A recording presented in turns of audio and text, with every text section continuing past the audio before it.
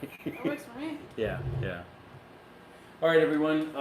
Welcome to Life Studied episode. What are we? 15. So 25. 25. I mean. Whoops. Jesus. Wow, we've made a bunch of shows. Yeah. Okay. So There we go. every fifth show we do live. You guys can ask questions, and hopefully we will see them in the chat, and we'll address them as best we can. But yeah, welcome to Life Studied. It's a once monthly podcast I do with my good friend Mairin-tajCaya. Mairin-taj, how are you? Hi, I'm alright. Good.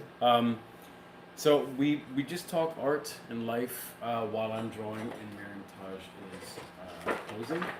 Mairin-taj is a professional artist and art model and all around guru, sage. No, weirdo. All right, so we're safe to about here. Okay. So yeah, so we're good there. And we're both sort of addicted to figure drawing. So this is a great fit for. Can you see my face if I do this? Yes. Hi, everybody. That's actually we should plan for that. The YouTube/Google algorithm loves it when your face shows up in the camera. Everybody does, but. Yeah. So we'll be drawing. You guys will drop questions. We'll address them. Generally for the shows, we have a theme. We talk about something art related, and what our thoughts are on them, and they tend to get a little philosophical. I sort of wanted to do this show where we would talk about sort of the nuts and bolts of figure drawing, and it very quickly became just surviving a life in art. So, which I find refreshing. So I'm grateful for that. We're here in Curio at. They have so it's an art and gallery space here in downtown Lancaster, PA, and they have a great art store, but they also have this little studio space in the back here that they let us use, and they are gracious enough to host us, as are the Blackwing folks who send us pencils, and from time to time we which we draw with and we love. Yeah, absolutely.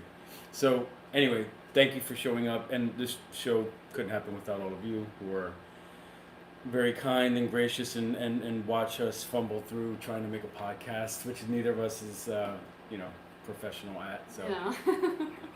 We're just having fun. Yeah, especially not me. So anyway, Mairin-taj, I don't have a theme. I just figured we just wing it. Yeah. Normally I come in with a very specific idea in mind, but I figured we'll see if anybody drops questions in the chat, or otherwise we'll just, have a hang chin out. wag. Yeah, there you go.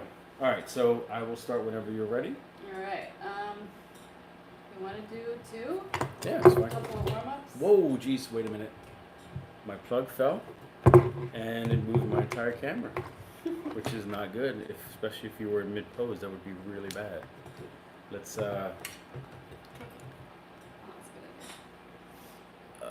okay, so I'm back here again. Adjustments. Yeah. Sorry, everybody. Yeah, this is not the Joe Rogan show. I don't have a Jamie to yell at to fix things for me. That'd be cool if we had that. Actually, setup. Yeah.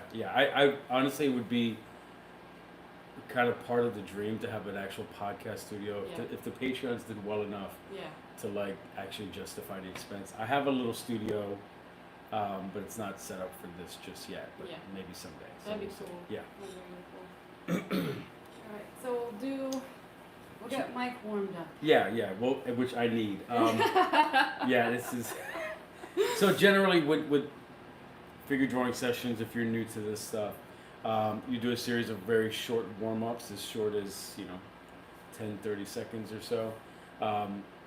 That's mostly to like freak out students and get them out of their comfort zone. We're gonna do 2-minute ones. So.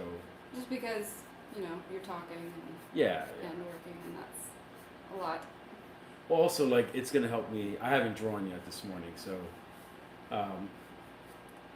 we say warm-ups in the sense of like it sounds like a physical warm-up, and it is, but sometimes it's just getting like the head and hand to like talk nice to each other. Yeah, that's a good way to put that. Yeah. Do you do a ton of warm-ups at all when you're I practicing? really don't. I really don't. I do some, and it depends on what I'm getting into, like what my focus in the studio is for that day or that couple of hours or whatever. But I haven't really sat and done like what we do with the students where you just do warm-ups for 10, 20 minutes, 15 minutes. Any reason for that, or? Largely I don't have any life models to work from. And so I have like my photo reference catalog on my Patreon, and sometimes I use those, my own posts as reference. And I like to, if I do it, I'll like time myself. Right. But yeah, I guess I'm just not in the habit, which sounds incredibly hypocritical. No, actually, I know tons of people that don't at all have a warm-up practice. In fact, like, I know a couple illustrators that think it's crazy that I do warm-ups and then go to drawing. It's like, dude, my warm-up is starting work. And I honestly, like, I started doing more and more warm-ups, mostly to have a drawing that was done for myself. Like, so much of my work was physically and sort of mentally owned by all these clients that I needed to draw something for me. And then, you know, obviously for the practice of it. That's the timer? That makes sense. I think that's kind of why I'm like, I don't really do warm-ups, because pretty much everything I do is yours. For me, and it is mine. I mean, when I was doing a lot of commission work, which I've closed recently, temporarily, I would do more warm-ups as a sort of a me thing. Yeah. So that makes sense to me. But now that I'm just doing self-guided work, I don't do that as much. I do have my Figure Friday study thing. Which I watch religiously. Oh, my last one was terrible. What? I share even the shitty stuff anyway. Why do you think it's terrible? Well, it was just like, I wasn't feeling it. I was like fumbling and like... This is the one with the guy? Yeah. That's not your thing, I guess. I was like, I do have less of a practice doing male figures. But you know how it is when you're doing something, you're like, I'm not on point here. Yeah, you can feel it. Even if you can like finagle it together, you're just like, this one isn't it. And we can't tell usually. Like, the people watching, right? Like, you can just, it's a feeling thing. Usually. Yeah, it is a feeling thing, I think. But I share those anyway, just because for me, this is a tangent, but my Figure Friday demos are just a little insight into my practice, and the practice, because it's practice, means there's ones that are off in some way. Yeah. That's not something to hide, so that's kind of why I do that. I respect that. That's but cool. Yeah. The reason why I do those is because it's like play experiment mode, not just warm up. If that makes sense. Right. So you're looking for something to happen. You don't necessarily know what that is. Yeah, I'm just kind of trying out different ways of navigating and building the figure. I like to flex different muscles in terms of different mark making approaches in different orders, just to kind of because you're workout. for you folks that haven't checked out our Patreon, which is dumb, you should. But your way of approaching things is not like this. You're sort of like scrumbling in tones and then pulling some away, adding some back in, and then it develops like a Polaroid almost, which I think is incredible. So that makes sense. You're there's no plan. You're just making these various kinds of marks and looking for something to happen. Is that about right? That's sort of really a comfortable way for me to build. Yeah. And so what I do with the demo series is I'll just sit down. I have no plan going into it. I'll just sit down and then I'll look at some reference and I'll find what's interesting to me, and that kind of will dictate if I want to play with building through just contouring or doing a lot of like spaghetti-like scribbling or working in some kind of color or like I'll really just mix it up to find a different way to get to arguably the same result. Still, it's you need to do that kind of stuff to figure out what works. Yeah. Right. So. Yeah, and and keep it interesting. Yeah. I get bored easily, so. Amen. So you mentioned not drawing very many male figure, Yeah. which is funny. I remember being in class, and it was in the anatomy class, and someone pointed out how. Is this when you're teaching or when? Yeah, when I was teaching. Okay. And someone pointed out how most art education is like male centric, and it never occurred to me that like all throughout art school, most of the models we worked with were male. Really? And yeah, and so you know, when you see anatomy stuff, it's sort of like male's the default, and then oh, by the way, here's the variation on that, as opposed to like, you know what I mean? Like we say, here's the Canada proportions. Yeah. And then here's the weird deviation that are women.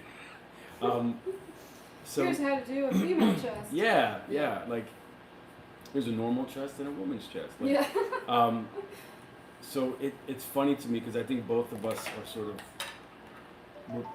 I don't know if it's conscious or not for me, but I'm sort of just done. Especially with just drawing comics where it's very male centric. Yeah. I'm just like, if I'm gonna draw the figure, I don't want to draw more dudes, and that didn't occur to me that I was making that conscious effort.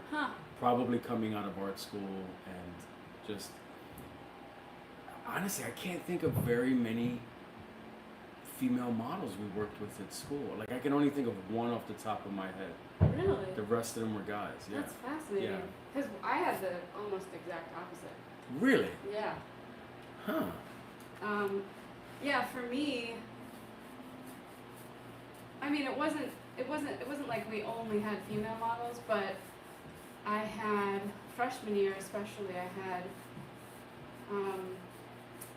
female instructor, and then a pretty regular female middle-aged model. Right. That we regularly used, and then I think there was like a younger one in there sometimes, and then occasionally we'd have Robin, the male. Yeah. The older male. Yeah, right. Sorry, you folks won't know who that is, but he's sort of an art legend in our little circle. Yeah, having modeled everywhere. Everyone knows Robin. Yeah. Hi, Robin. Not that he's listening, but. And then in my growing up, like I've drawn since I was 3, and most of the figures I would draw from my imagination were female, just because that's kind of my life experience. Yeah. And then I think I've just always kind of stayed in that.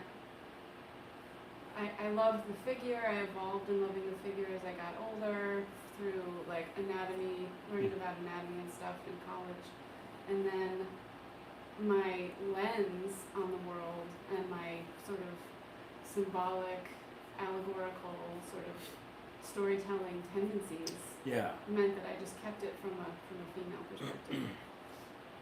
Yeah, that makes perfect sense. And I think everybody tends to think of, when we think of figurative art, all the naked ladies in various paintings. To the point where that's been a criticism. I don't remember who wrote, I think there was an essay a woman wrote saying the only way that women can get into museums is if they're nude. Yes. So I get that that's a thing. I just wonder if, I'm also kind of, I'm tempted to think there's a little bit of a generational thing too. Like where Probably. maybe in the late 90s, it was just easier to get male models, and I also wonder if it's not a both generational and dependent on where you are. Just in Philadelphia at that time, maybe it was just easier to get male models. I could see that. Yeah. I don't know, but whereas now maybe it's gotten to be a safer space that more and more women are able to do it. I don't know. That makes sense. But that's just my gut. Let me change this up here. Oop. Okay, let's see how much am I getting. Want to do another 2? Yeah, whatever works for you. I think I should have moved this so. That's good. Maybe move the camera this way a little bit. Sorry to be making changes midstream here, folks. I thought it would buy you more space and So I'm here now. And then you can see more of the actual paper. All right. Oh, ready when you are.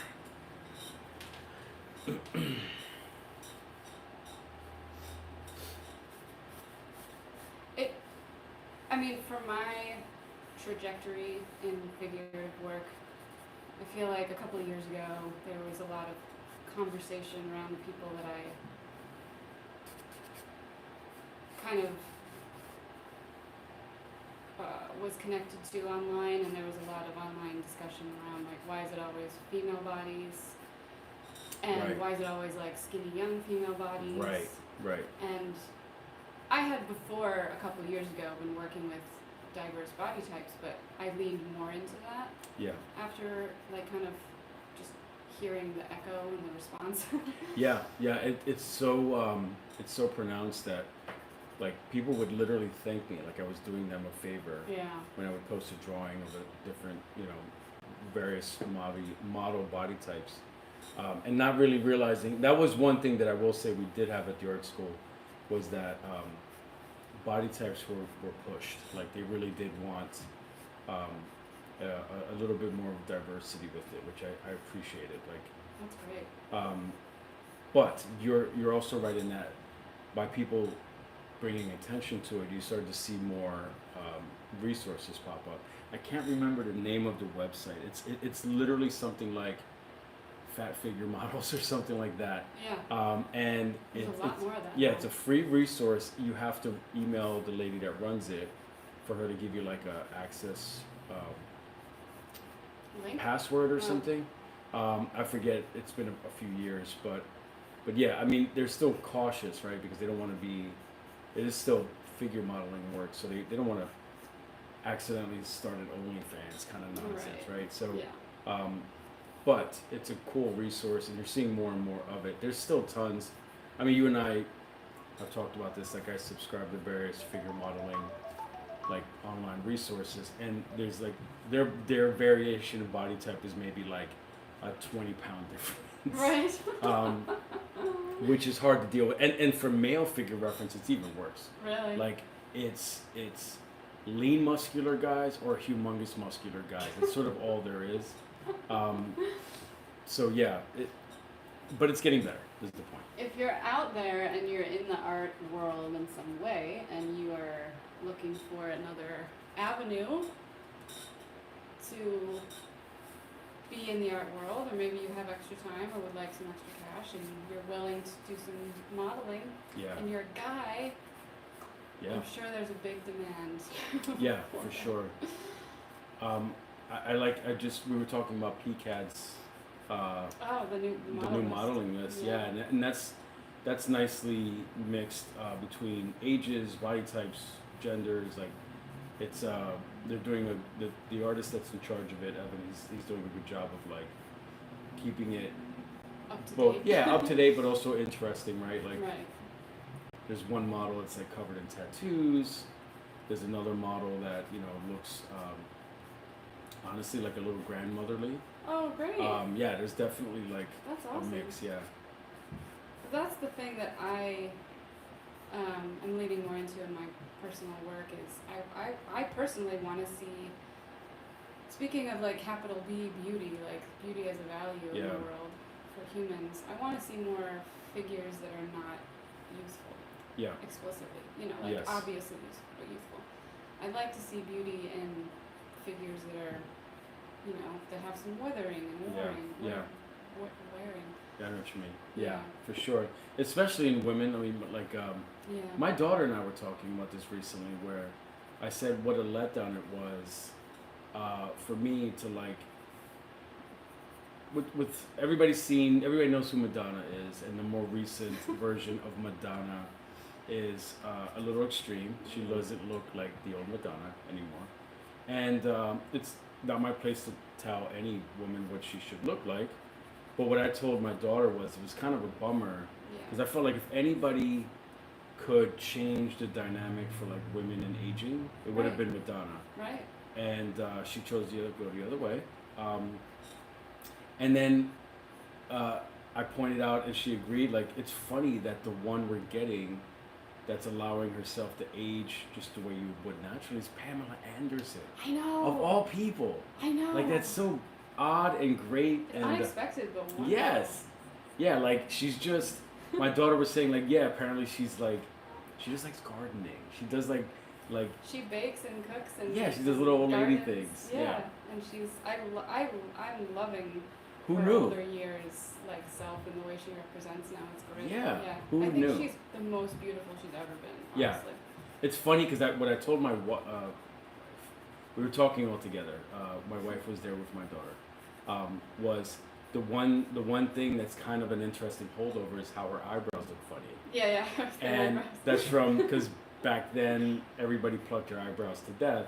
So it's like this. It's almost like an artifact of her past life. Yeah. And her all the grooming for the male gaze that she had to do. But it's just interesting, right? Like, you never know what hero you're gonna get. I know. Yeah, I'm thrilled with that. It's sad to see so many other celebrities from like the 90s and whatever who are like full of stuff. But The other one is Cyndi Lauper. She's actually aged great, so but she's still like doing her like rocker thing. Like, she'll have crazy hair or whatever, but she's not doing a bunch of plastic surgery. yeah, I love that. Yeah. And I think we would all be so refreshed to see more of that in any type of figures. Right. Like different ages. So that last pose was 3 minutes, and this one's also 3 minutes. Okay. Yeah, we definitely need it. My daughter's she writes on the Substack, and she wrote this whole piece about I don't want to get this wrong, but basically like all the body modification and plastic surgery sort of being in line with man, this is gonna come off wrong, but eugenics, where everybody should look a certain way, you know? Yeah. Which I had never thought of it that way. But that's what you're getting. You're getting a lot of people that are getting essentially the same procedures done and all kind of look the same. Yes. And that's one of those things that in the art world, like, that would make for some very uninteresting art, right? Like, absolutely. It's I mean, the easily bored person here is just going to be saying, like, this is boring. Really. Yeah. Mairin-taj is resting her chin on her hand, so if her voice sounds funny. She's not gritting her teeth, I promise. But yeah. We need variety. But at PCAD, when I was a student, I remember a lot of students around me were like, when can we have younger models? We want younger models. Yes, yeah. They didn't like that the two main models we had were male and female, but much older. I think that was the problem, is it wasn't that there shouldn't be old models, is that's all that was available. Yeah, yeah. Now, for those that don't know, PCAD is the art school right across the street here in downtown Lancaster that I teach at, Mairin-taj works at. I think she also kind of teaches as a model, but that's a different discussion. I'm an unofficial instructor. Yeah.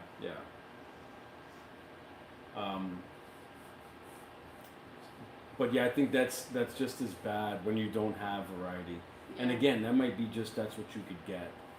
Oh yeah, I mean, I remember our instructors were like, we're trying to get different body types, but I can't imagine what the quote unquote, it didn't exist, but if there had been a model list back then, it would have been like 5 people.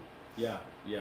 And it's a weird thing to ask people to do, right? Yeah. Like, especially with all the, we've talked in the past about sort of the difference between nude and naked in the art world, and how the rest of the world sort of sees it all as naked and makes it sort of sexually charged, when that's not at all what the tradition asks for. And so it's hard to ask people, like, hey, would you want to pose nude in a classroom full of people?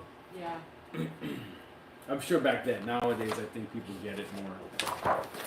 I feel like what's more difficult with getting models to come in is actually, nowadays anyway, is like the demands on people aren't as uncomfortable with like nudity or whatever. It's more like the demands on their time and being able to say yes, I'll do that, and then True. make it. You know, a lot of artists are, a lot of models are very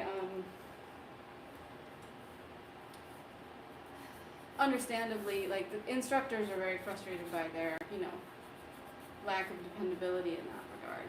And Yeah. then from a model's perspective, I understand how for some people it's like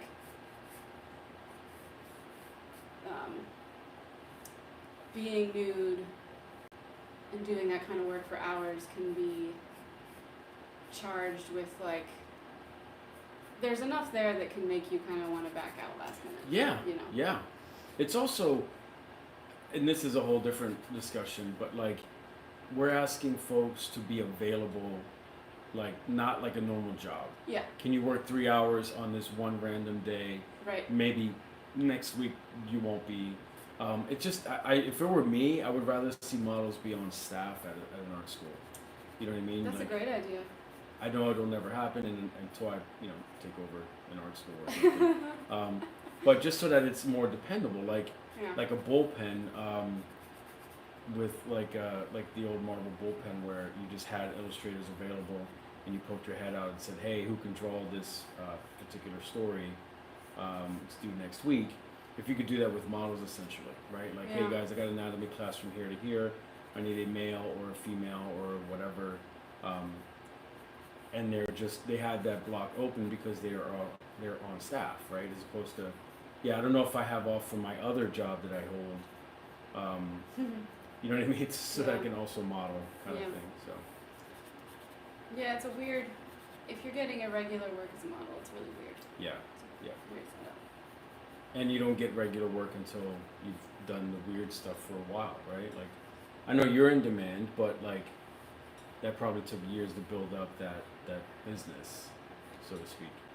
Yeah, you have to like the only way you get regular work is by having a steady, dependable availability and a good rapport with the people you end up working with. Right. Because you work not just with the school, you have private clients like the painters group that you work with. I mean, it's got to be a hassle to manage, like all your.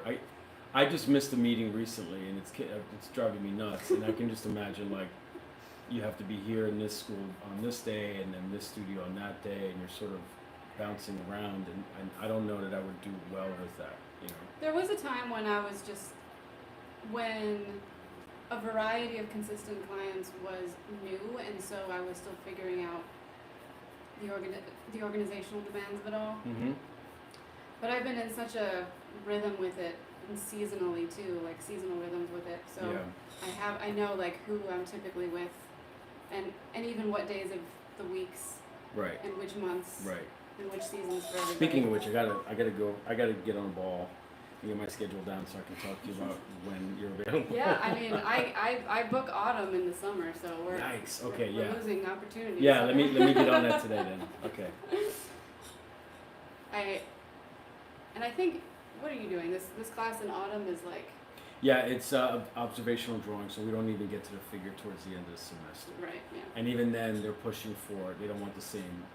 I'd rather work with one model for an entire section, but Yeah. the students and the faculty have asked for like more variety. So that makes it trickier because now I gotta Now you round gotta up. hustle. Yeah, like I gotta get to know new. You and I have worked together for so long. I'm like, I don't even know who's good. Can like, Yeah. so I'm feeling a little under the gun because I gotta not only book models but also find out who is gonna show up. You know, like Yeah. I wouldn't want to be in that position. no. That's been on, you know, I've said this before, but a lot of my like pause in thinking about teaching is like, who am I gonna get to model? Yeah. Like I can't duplicate myself. Yes, that and it is definitely not fun. I mean, like, I think you and I had a class last year where a model showed up and then you showed up, and I was like, did I goof and double book? And when I looked, I had not. She just showed up on the wrong day. Oh, that's right. So, yes. which was very sweet. I'm glad she was there. It's better than her needing to be there and not. Right, Yeah. but then I had to book someone for the following week, the one that she Yeah. was booked for. Oh my god. You know what I mean? So you're trying to teach a class and manage a gang of kids, and you got to figure out how am I getting a model, who's there, who's not, like. So yeah.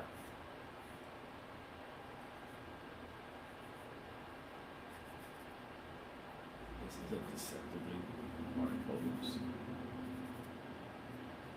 Anyway, I'm known as a model for throwing in some yes, challenges. yes, curveballs. It doesn't seem like it at first glance, but like all the overlapping shapes, limbs, whatever, like it's.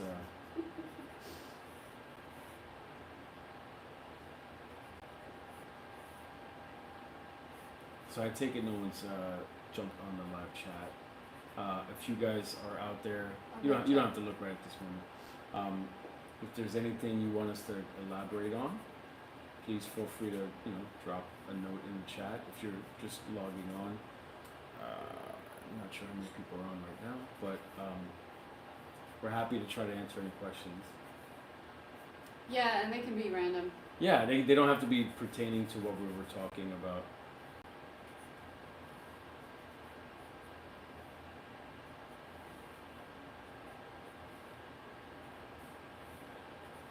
So do you have something I was wondering for you at this stage of your career is in your practice, do you, before getting into a project, do you like sit down and do what we did all the time in school for illustration, which was like thumbnails? I do you do that am actually. Yeah? It's funny you should mention it because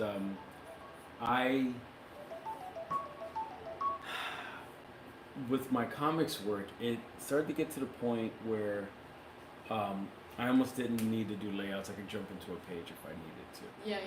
And make changes on the fly. And then as I did that, I realized like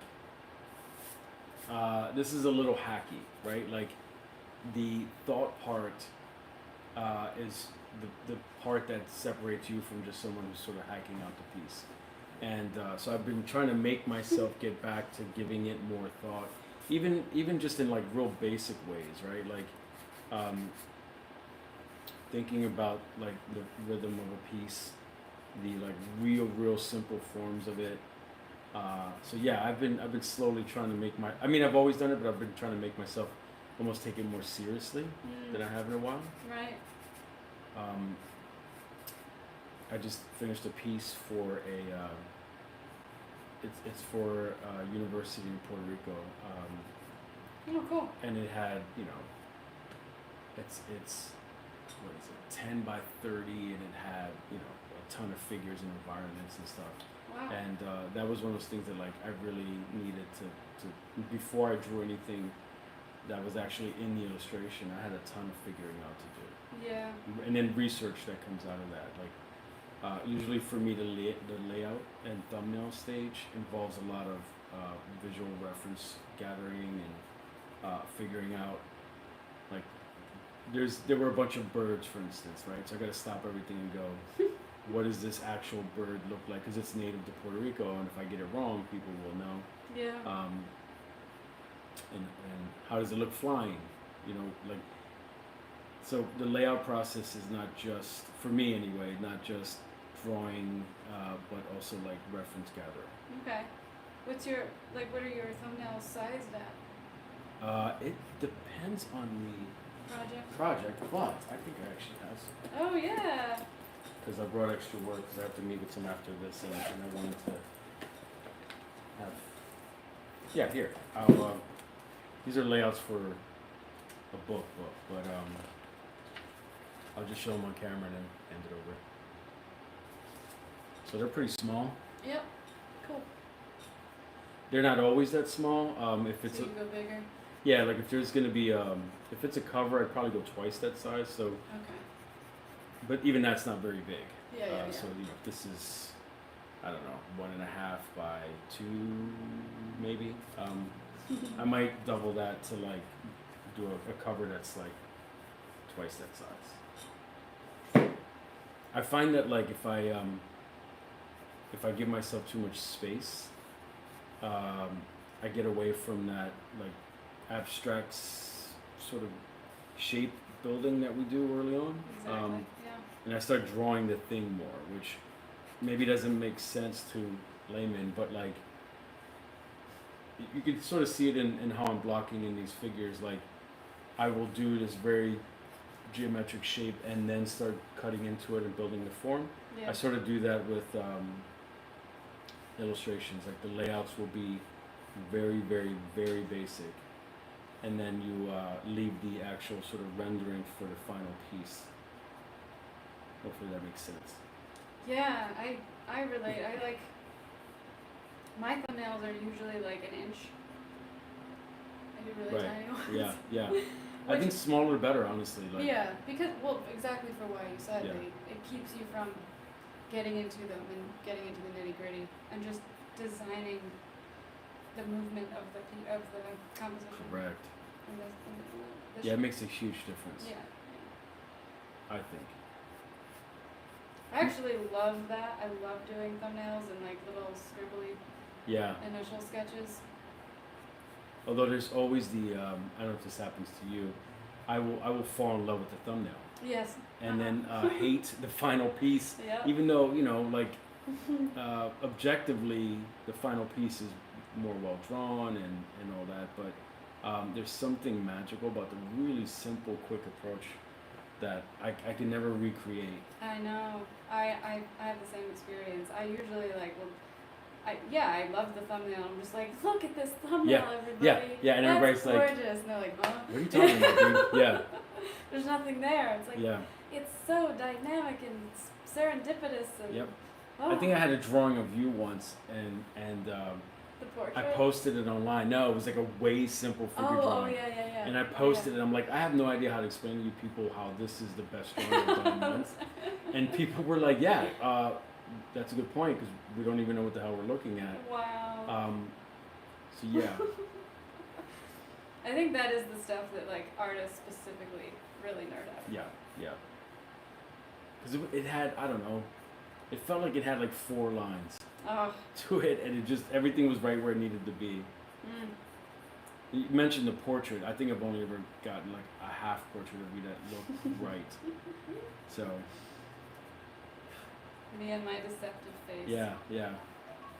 There's a magical fairy quality to it that's like you can't nail down. Yeah, it's a weird blurring of like child features and feminine features. Yeah, because you look very young. Yeah. You guys saw her face for a second or two, but and your features are big. Yeah. So yeah, I could see how that might like. I didn't think childlike, but that makes sense. And then obviously like the very kind of softer jawline that is very associated with feminine. So Yeah, it's difficult for people. exactly, like I want to draw a jaw. I want to do bang in those 3 angles and be done with it. That's easy to do. So Mm-hmm. That is not what I provide. no. Although the other thing that we have with students, what's always been funny, was everybody always adds like 30 pounds of muscle to you. I know, yeah, Right? like I become She-Hulk. Yeah, and I've always I try to direct them like, look, she's muscular, but she's not big. No. There's a difference. I Yeah. think we associate muscularity with size. Buff. And everybody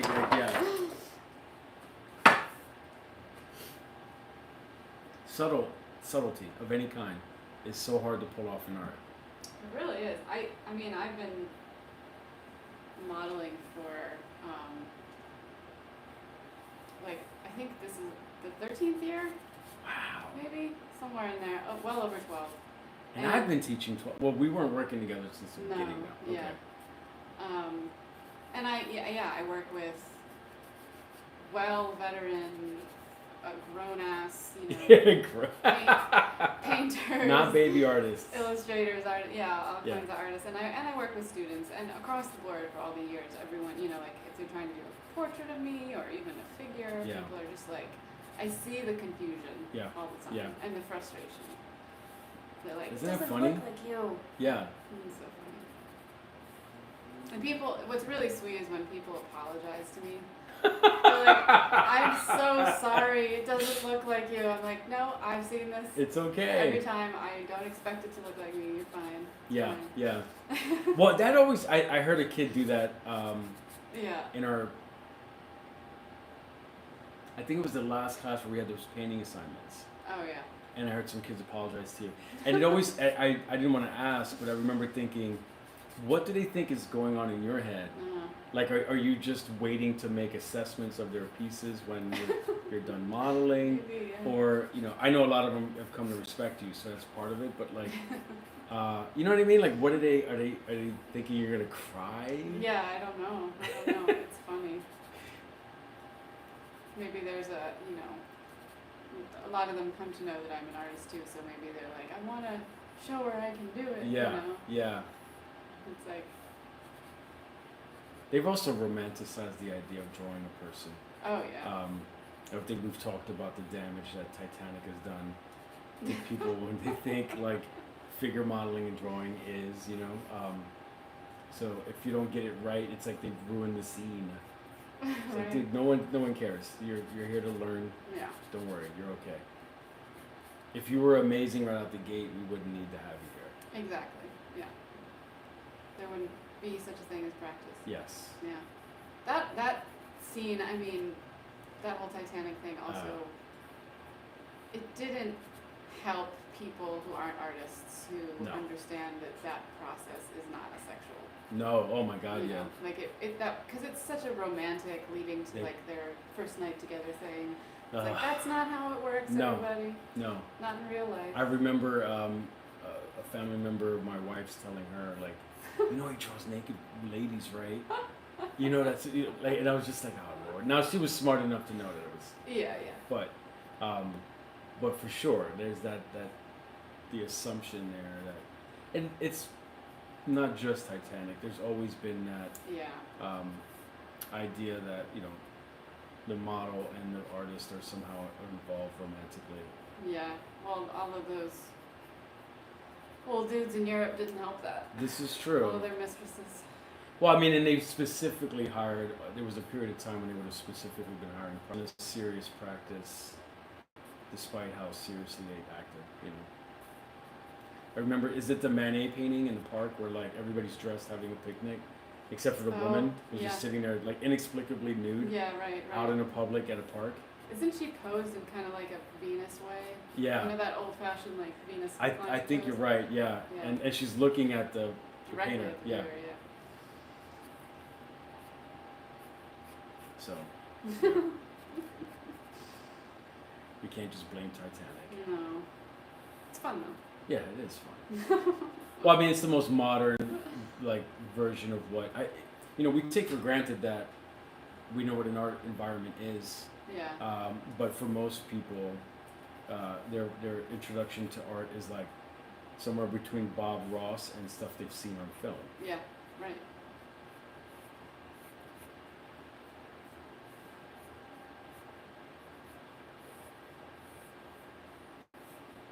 How do you feel about Bob Ross? I don't have like a deep personal affection that a lot of people seem to have, but Yeah. I remember watching him sometimes as a kid, and Yeah. I enjoyed his tone. Yeah, so that's funny because I think that's it. There's some weird mix between him and Mr. Rogers. Yeah. I've known guys, like I knew a guy that said, dude, I had the worst hyperactivity as a kid, and the only thing that would like make me sleepy was Mr. Rogers. Oh yeah. That's Yeah, true. and then but otherwise, Bob Ross was kind of like not. I mean, at the time, I remember in high school, like bringing him up to an art teacher, and the art teacher was like, "That's not painting." Like he was real stern about it, and he was just not respected because I guess he made up a practice that anybody could do. Yeah. It was Which- a bit copy and paste. Yeah. But it was interesting to me in that like, I liked that part of it, right? Like making art something anybody could do, getting people to start a practice, even if they weren't, like professional artists or that wasn't their goal at all. Yeah, I definitely remember feeling like, as a kid, this is his methods for scrubbing in, a tree or whatever. Yeah. It was, or like the white waves on the water. Yeah. At the. His happy little accents and Yeah. stuff. Yeah. I think that was helpful for people to be able to have a little window into a way to render something that they Right. never would have known how to do before. Correct. And that once you can like copy what he's doing and you can achieve it on your own, then I think the magic for a lot of people was, oh wow, I just made something that does look. Agree. I just I could not bring myself to hate the guy. No. Just because of like opening up. It always this is a weird comparison, I guess, but it there was the idea that like the Bible should not have been translated so that not everybody could have access to it because they wouldn't understand what they were reading. Oh yeah. And it always felt like there was that kind of idea with art, right? Like they don't need this kind. If they're not going to take it seriously, study real painting, they shouldn't be messing with this stuff. It's just like not everybody wants to be a maniac the way you and I might want to be, right? Like, yeah. it's okay. That's all right. Yeah. Like, let them have a visual language that they're learning. They don't all have to have like the art equivalent of I don't know, a Shakespeare like vocabulary. Let them just have enough to be able to look at a thing and transcribe it. Yeah, it's a little sneak peek behind the curtain. Yeah. Now I brought up the friend that fell asleep to Mr. Rogers. I was also hyperactive as a kid, all throughout high school and everything, all throughout college, frankly. And I remember putting him on and just going, let me just watch this and see what the hell is going on. And then like waking up hours later. Oh really? He completely knocked me out. Like I just, yeah. That's funny. He's just a calming dude. Yeah. Did you know he didn't have an afro? Oh really? He permed his hair. And that Oh. show got popular with him with that look. And then he got stuck with it. And apparently he hated it. He hated having to maintain it, which is hysterical. So when his son took it over, I remember thinking like, that ain't his son. He doesn't have an afro. What the hell's going on? His son took it over? I didn't know Briefly, yeah, for a while, his son sort of inherited the kingdom. that. Wow. And he had just straight hair, That's funny. I didn't know that. Yeah. That's an iconic look. Yeah, and he was stuck with it.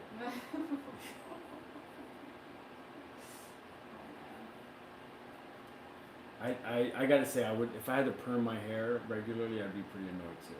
Oh yeah. I shared a little thing on Instagram recently. It's a Bob Ross spoof about AI. Oh, I saw this, I think. Yeah. If you watch the whole video, it's really good. I did not. I will confess, I did not watch the whole thing. I will have to. AI. Ugh. Yeah. Shit's going down. Yeah. I heard something, I saw a headline, something about Atlanta running out of water due to some energy usage of AI computers or something. I'll have to look into that. I remember thinking, that seems weirdly specific, but if that's the case, we all know how much energy they're using, but Yeah. Yeah. That's what the little thing mentioned too. I was talking about the amount of energy water used by AI yeah, versus humans. yeah, it's for something that like not a lot of people really, really want. Like, yeah, kids want to do it, use it to like do their homework, but and make actually probably shouldn't. Yeah, I'm not gonna talk about it. There's a legal case involving a local school, and some AI stuff. Oh. I'll tell you after the show. But yeah, it's like I don't know. I don't want to turn the show into an anti-AI thing, but it's getting. Have you heard of these AIs that react very intensely when you tell them we're going to replace you or shut you down? No. They will actively take measures to try to like keep you from killing them, essentially. Yeah. To the point where one AI read all the emails for the company that was at, found out that they were the CEO was having an affair, was planning a way to like blackmail him into not. And I think this was all staged to test the AI, but was going to blackmail the CEO to force it to keep him alive. Wow. Yeah. Oh, And then shit. some of them will move parts of themselves, figuring they have to copy their source so that they're not completely deleted. So yeah, we're in for some trouble with this stuff.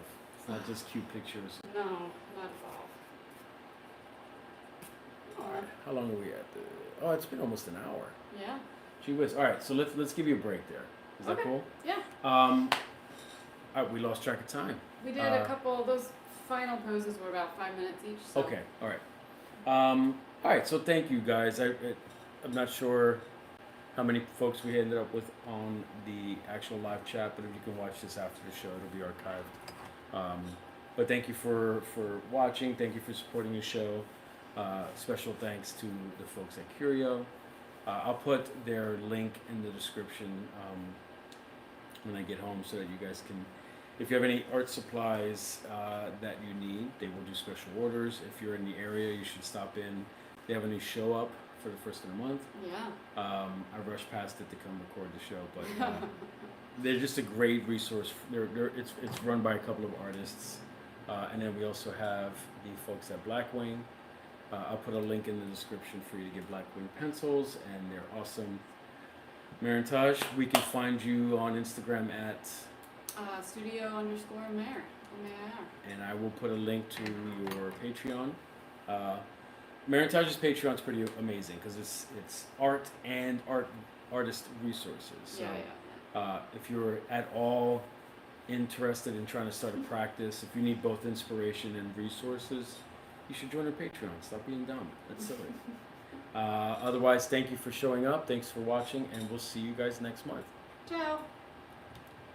Here, I gotta move the camera to turn it off.